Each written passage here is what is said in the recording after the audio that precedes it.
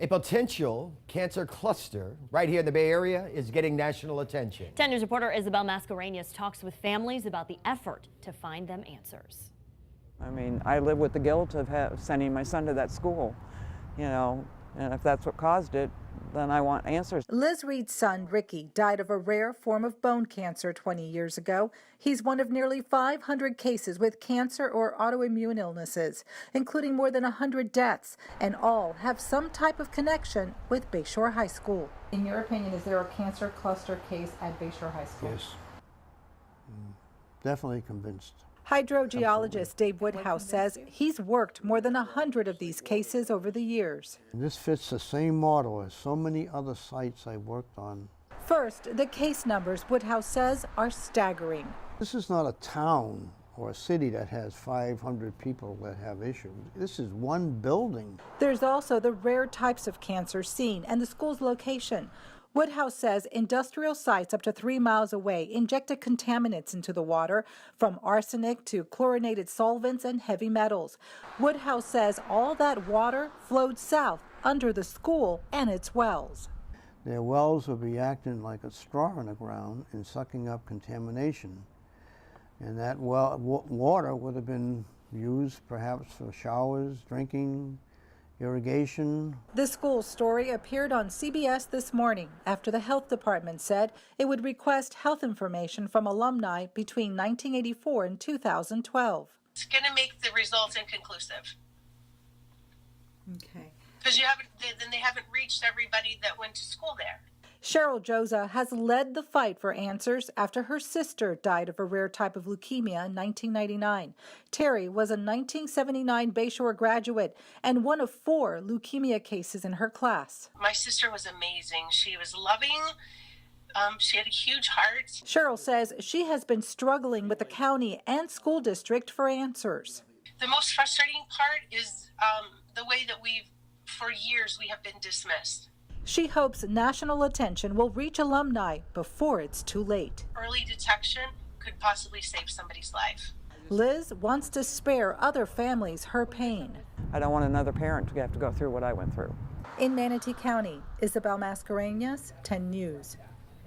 Woodhouse says previous soil samples have not been deep enough. The soil was tested just a few feet below the surface. He recommends doing rock core testing several hundred feet down and possibly even deeper than that. First, though, the county should do a seismic survey underground. The health department will be collecting the health forms through February and expect to have a report ready by next fall. Alex, now the community has some very strong feelings about the health department investigation, but now they're getting national attention. Right, and people are definitely letting everyone know what they think about this on the Bayshore High School, Bradenton, Florida, Concerned Alumni and Friends Facebook page. First, let me show you what the Florida Department of Health tweeted. This is it right here. They're encouraging former Bayshore High School students, faculty, and staff who believe their health was impacted to participate in the study. They included the link to the form as well. Now to the conversation taking place on that Facebook page. Dawn said she just mailed hers in today. She adds, even though this is a busy time of year, the form takes less than 5 minutes to fill out. Please take a moment to help and be Bruins strong. But there are some skeptics. Kelly Suzanne says, give me a break. Bayshore has no ties to this. Those who attended and currently attend who have fallen ill are way under 4%. Cancer in Americans across the country is up over 37%. Stop blaming Bayshore. Check your family's health history for more accurate answers. I graduated from there. Sure as hell won't blame Bayshore if I become ill. Either hereditary or all the chemicals our food and water is consumed with.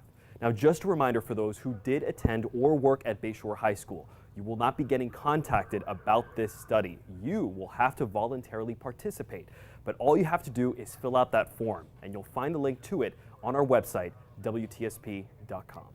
There are several factors to figure out if those who are sick are really part of a cancer cluster or it is just a coincidence. The CDC says it's when there is a greater than expected number of cancer cases that occurs within a group of people in a geographic area over a period of time. Now, while that is something that seems simple, the American Cancer Society says as many as 4 of every 5 suspected clusters are found not to be connected at all. So here's how the cases at Bayshore High School measure up against the CDC criteria. There are a high number of cases that we're talking about here. There are more than 400 of them. Now, to be considered a true cluster, all of the cancer cases have to be the same type, or the types have to have the same in this case. There's a question mark for that one. So far, there have been 25 leukemia cases, but in the bigger picture, more than 100 people have died from different cancers. Now, the group in this next case that we're talking about at this point, this one has all been students at the old school site between the late 1970s and 1999 when that school was demolished. Now, geographically, all of these cases have been linked to the site, but like we were just talking about, no soil samples have shown anything that would have caused cancer. So the cases are generally diagnosed about 20 years after graduation.